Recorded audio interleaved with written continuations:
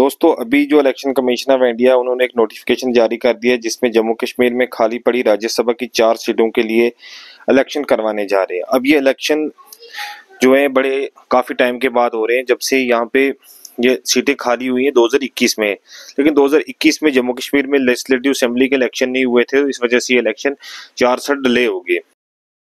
अब ये इलेक्शन जो है फाइनली होने जा रहे हैं और इस 4 सीटों के लिए 3 इलेक्शन होंगे, 3 अलग अलग नोटिफिकेशन आएंगी।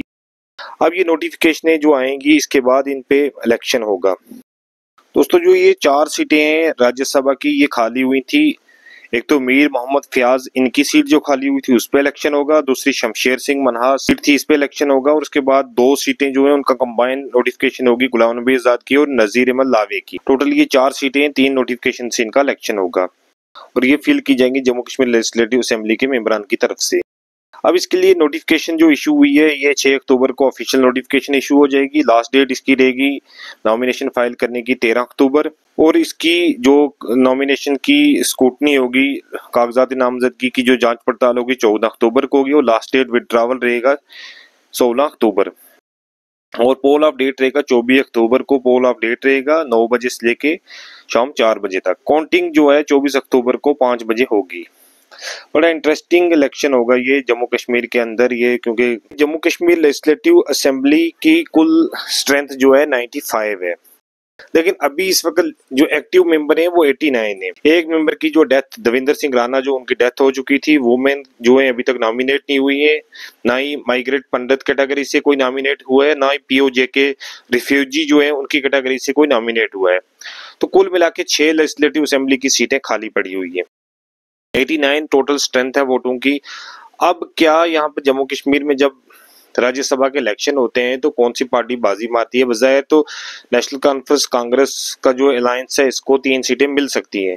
1 सीट बीजेपी आराम से जीत सकती है, लेकिन डिपेंड करेगा एक्चुअल वोटिंग पे और क्या अपोजिशन के जो लोग हैं, जिसपे पीडीपी है और कुछ इंडिपेंडेंट्स हैं, वो किसको वोट अपना इस्तेमाल करते हैं, वो बड़ा की रूल होगा।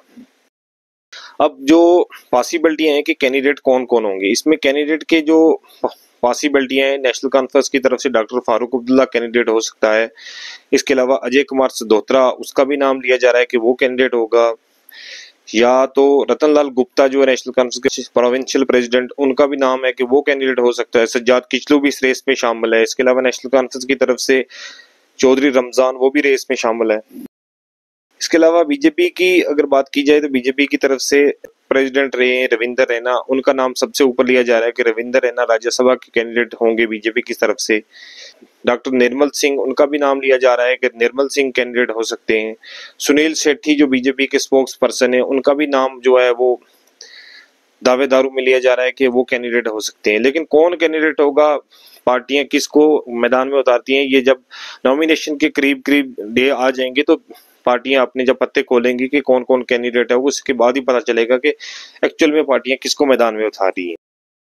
लेकिन जो बाहर सिचुएशन है, उस सिचुएशन के मुताबिक बीजेपी 1 सीट पे मजबूत है, आराम से बीजेपी वहां पे 1 सीट जीत सकती है। और नेशनल कॉन्फ्रेंस कांग्रेस और अपोजिशन अलायंस जो है, कुछ अपोजिशन के जो पार्टियां हैं, वो अगर नेशनल कॉन्फ्रेंस को सपोर्ट करती हैं तो 3 सीटें ये आराम से जीत सकते हैं।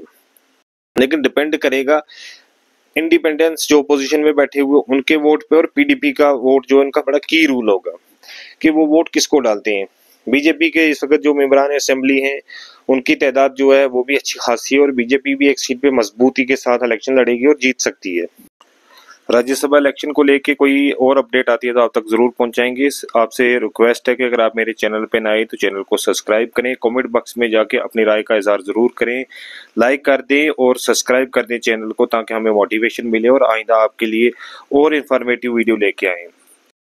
हमारा मकसद है कि हम गुजर कम्युनिटी को डिजिटल प्लेटफॉर्म से जोड़ें, लेकिन ये तभी पॉसिबल होगा जब आप लोग हमारे साथ जुड़ेंगे, आप लोग हमारे चैनल को सब्सक्राइब करेंगे, वो तभी जाके हम गुजर कम्युनिटी को जो है एक डिजिटल प्लेटफॉर्म से जोड़ पाएंगे।